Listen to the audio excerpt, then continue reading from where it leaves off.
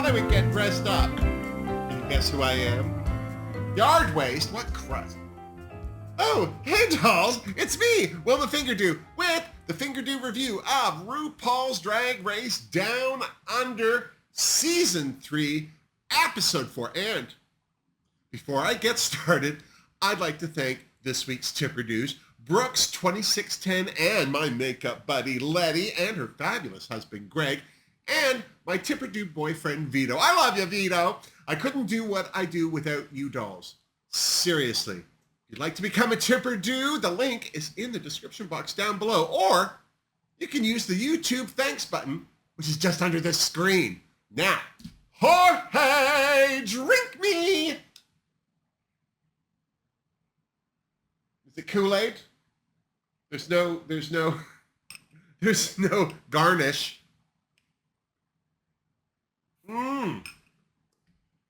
It is Kool-Aid with vodka. Oh my God. Why isn't there ice? It melt. Oh, well, okay, all right. I'll give it to you this time, Jorge. It has been kind of hot lately.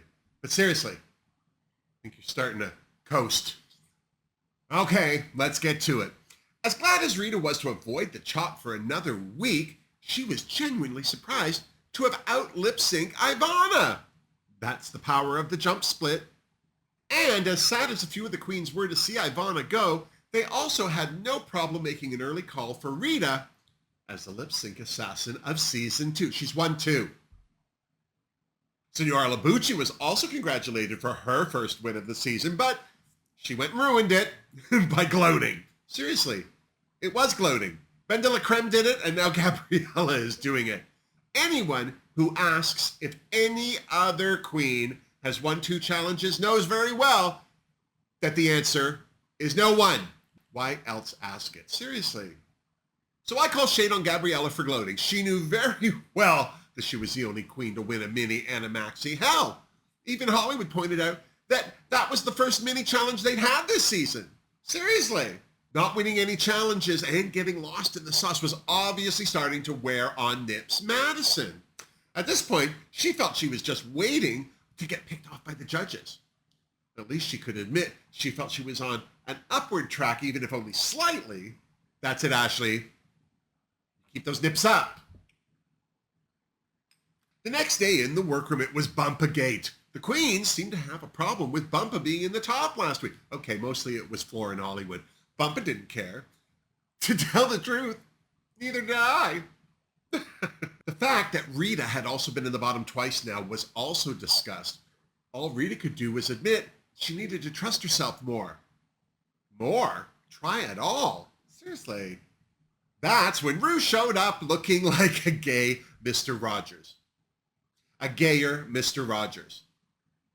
Seriously, what is he wearing? He looks like the manager of a Chuck E. Cheese. Actually, to be fair, Ru is wearing an officially licensed ABBA sweater vest from their virtual concert residency Voyage in London. You can buy it off their merch website. Got a link to it down below. Anyway, a weird ensemble isn't the only thing Ru brought into the workroom. He had a mini challenge, although mini had nothing to do with it. This challenge was upsized. Oh, pit crew! So, 10 members of the pit crew, and I do mean members, entered the workroom wearing only shorts, or so it seemed. Under those shorts, they had on colored budgie smugglers, and it was the queen's job to match up the pair of colors. Easy enough, no? Poor Isis. I don't think her eyes ever rose higher than that. Needless to say, she didn't win. This went as well as you'd guess. There was a lot of giggles and blushing and innuendos, although they're all too vivid for colored TV. And lots of menses dropping trow. Can I just take a moment to thank World of Wonder and the Down Under production team for being so inclusive with their pit crew lineup? There was something for everyone, which is why so many of the queens were distracted. But one queen seemed to keep her eyes on the prize, among other things, and matched up all the pit crew boys the fastest, and that was Senora Gabriella Labucci. Gee, has anyone else won 2 minis and a maxi? Over! Hollywood was thrilled for Gabriella. And then it was time for the 2 most powerful words in Drag Race history. Snatch game! Needless to say, there were mixed feelings. Some of the queens had made some great choices. Even though she seemed trepidatious, Isis's announcement that she was doing Gloria Swanson certainly piqued my interest. And Floor's choice to do Charo seemed promising. Thank goodness Ru showed up to shoot all their plans to hell. Up first, Senora Gabriella Labucci. The fact that Ru thought Gabby was doing Pippi Longstocking didn't bode well. The fact that Ru just stared at Gabby blankly didn't bode well for her actual choice. Emma Watkins, the Yellow Wiggle. Neither did Ru, because her first question was, what were Gabby's other choices? None of them rang bells with Ru either. It wasn't until Gabriella mentioned that the Yellow Wiggle uses a lot of sign language when she talks. I just don't think she uses the kind of sign language Ru's used to. Isis was next, and I thought Ru was going to be excited for her Gloria Swanson. But no, Ru was anything but. In fact, it felt like she was going out of her way to dissuade Isis from doing Gloria at all. Max! The impolite pointer Nips Madison was up next, and with a full beard in hand, and I'm not talking about Michelle Visage, Ashley told Ru she was doing Jesus Christ. Not like that. Taking a page out of Trinity the Tuck's book, Ashley Madison was going to swing big by portraying the Son of God as a flaming homosexual. Ooh. Well, who's to say he wasn't a flamer? Hell, even the bushes were known to burst into flame from time to time back then.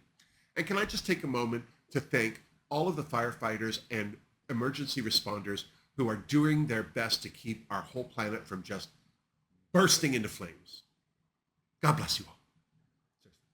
Back to Ru and Nips. Clearly, Nips playing Christ was going to be polarizing. No matter how she did it, there would be complaints, is what I'm sure everyone was thinking. But I have to say, Ru's chat with Nips about JC might get more letters written on its own. Things like Ru calling Christ's life a legend and how often he's come, back. Bless. Rita's New Zealand suffragette Kate Shepard was clearly a no for Ru as well. She seemed more interested in Rita's Cardi B, but I don't think she was laughing because Rita was good at it. Just me? Clearly, as is true after most of Ru's visits to the workroom, some of the queens had some rethinking to do, but none so much as Isis Avis Loren. Not only was Ru not feeling her Gloria Swanson, personally, I don't even like it when my Gloria Swanson is touched. Isis hadn't brought a backup character to do either. The drama! And then it was time for Snatch Game, and joining Ru were this week's celebrity contestants, actor Keenan Lonsdale, and International Emmy Award-winning director, and one of my favorite pit crew members, Max Curry. Look how cute he is, seriously. And you should check out his web series turned feature film, Rurangi. It is a brilliant film about a trans man returning to his small New Zealand town. I'll put a link to the official trailer down below. Seriously, check it out. Bring some Kleenex. For the most part, this wasn't the worst Snatch Game I've ever seen. Canada, I'm still looking at you. I'm just going to go ahead and say it. There was nothing Cardi B about Rita Menu. And after watching her in Snatch Game, there's even less. Don't get me wrong, Rita looked great, but compared to how larger than life Cardi B really is, Rita was practically dead on arrival, seriously. Speaking of DOA, Florence Charo was also ready for last rites, if you ask me. It's funny, I think with a lot of the younger queens these days, they think that it's enough to look like the celebrity that they're impersonating, and while that does help, who cares what they look like when they're boring? It's that navy jacket all over again, seriously. Not only did I have no idea who Bumpa was impersonating, I didn't care. There was nothing funny coming out of her mouth, no matter how loudly she sang it, bless. Gabriella surprised me this challenge because, well, she sucked at it. Now, don't get me wrong, Gabby wasn't the worst, but she was far from being the best. I think we can call that meh. Do we still say meh? Another disappointment for me this challenge was Hollywood. I was expecting her Naomi Campbell to be a hoot, but she just came off as mean and dismissive. Two things Naomi Campbell is not. She's self-centered and elitist. Get it right. But there were two stars of the Snatch Game. Isis Avis Loren's Donatella Versace was better than the real thing. She set a very high bar by calling everyone a putana and reading Ru for looking like a fast food employee. Well, at the very least with that jacket, Ru's management. The other standout was, surprise, surprise, Nips Madison. I can't believe how funny her Jesus Christ was. Yet, she kept him classy, even when implying backdoor shenanigans, and had a smart comeback for everything. Seriously, when Ashley forgave Ru after giving him a wrong answer, I lost it. So funny. Who else wasn't expecting Ashley to do well at Snatch Game? Well, you're not alone. Here's to Ashley Nips Madison. Well done! Seriously. The next day in the workroom, Ashley was feeling chuffed about her turn as our Lord and Savior. Hollywood tried to be funny about the fact that she probably was in the bottom, and everyone gushed over how well Isis had done. In fact, there seemed to be some general consensus that the top three would be Isis, Nips, and Bumpa. I don't know. I thought Gabriella did better than Bumpa. Flora, on the other hand, thought everyone did better than Bumpa and that she should be in the bottom, which I'm sure she thought would make room for her Charo to be in the top. Of course she did. On the main stage, Ru was looking fabulous, and, well, whatever the hell that was she was wearing, she was like some Mad Max biker babe in chainmail and patent leather, complete with a hair helmet and that makeup. I'm so glad to see Raven mixing it up where Ru's face is concerned. Not that she doesn't look gorgeous, but come on. Everyone needs a little variety. Michelle was serving her best Joan Jett realness. Jesus, those cheekbones. Reese was sporting a gold velvet bow tie. I wouldn't even know where you would buy such a thing. And joining the judges this week wearing the same shirt he had on yesterday. Yeah, he did. Keenan Lonsdale. Category is Night of 1,000 Kylie Minogues. Bumpa was up first, giving us the full showgirl experience. Can I just remind everyone, this queen is 51. Take that, Cher. Fingerdoo for Bumpa, channeling the best part of Kylie Minogue's In My Arms video, that gorgeous hoodie, was Nips Madison. She looked beautiful, although I will say her wig choice was an unfortunate distraction. And yes, Unfortunate Distraction was the name of my Fringe play. Fingerdoo for Ashley. Floor's green fairy look was gorgeous on her. She looked so tiny and delicate. I'm so glad she didn't talk and ruin it. Oh, yeah. Fingerdoo for Floor. In the category of who wore it best was Rita Menu in her version of Kylie's In Your Arms hoodie. One thing I loved about this look was how Rita scaled up the size of the checkerboard to fit her figure. I thought she looked stunning as well. She was beat for the gods, and her wig was giving Ashley's a run for the money. But was it enough to save her from her Snatch game? My only complaint about Hollywood's version of Kylie's skyboard is that, well, she didn't wait till she was at the end of the runway to remove the armor pieces. Still, Fingerdoo for Hollywood. I don't know what it was about Isis's green fairy, but it just outshone Floor's just that little bit. She looked stunning, so of course she got a Fingerdoo. I thought Gabriella's ode to an outfit Kylie wore to the premiere of The Delinquents was hilarious. See, Ashley Madison, that's how you cover a nipple. Fingerdoo for Signora Labucci. And then it was time for the judges' critiques. First off, Hollywood star and Gabriella Bucci were safe, much to both their relief. As for the rest of the queens, Bumpa was up first, and it was clear that no one liked her Snatch game. Thank God they loved her runway, but did they love it enough to keep Bumpa out of the bottom? From the Snatch game to the runway, this was a great week for Nips Madison. I think Reese said it best when he said, "Look who showed up for the competition." Does that bow tie bother anyone else? No? Of course, Isis Avis Lorenz, Donatella Versace was praised by the judges too, and Ru just couldn't say enough about her little green fairy. Sounds rude. Rita Menu was next, and all I have to say is thank goodness the judges gushed over how beautiful her makeup was, because there was no gushing over her Cardi B, bless. Last but not least was Floor. Well, maybe a little least, especially where her Charo was concerned. Ru made a great point by telling Floor she's naturally funny, but doing an impersonation clearly boxed her in. Well, she's not wrong. Back in the workroom, there seemed to be feels over who should have been in the bottom. More to the point, Rita thought Gabby and Hollywood should have been in the bottom instead of her. Well, she thought wrong. She's probably the only person on that set who didn't see her Cardi B. But then, to be fair, Neither did we. More shame. Back on the main stage, it was announced that Ashley Nips Madison was this week's winner. Here's to Nips, seriously. Well deserved. As for who was in the bottom, no surprise that Rita was. I mean, seriously, at this point, it wouldn't be the bottom if she wasn't in it. And joining her this week, much to her chagrin and Bumpa's relief, was Floor, who did not seem happy about it. The lip sync song this week, naturally, was Kylie Minogue's Secrets.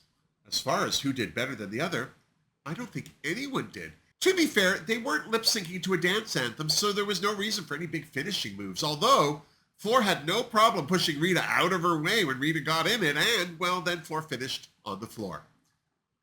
I've done that. And when the music died, it was Floor who shantaed, and sadly, it was Rita who sashayed away.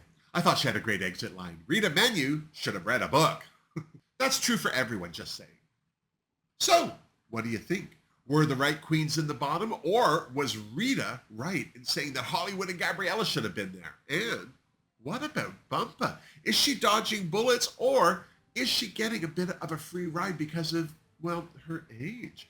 And what about Nips? Will this win make her unbearable, or will the shame of Nipplegate be strong enough to keep her eyes on the prize?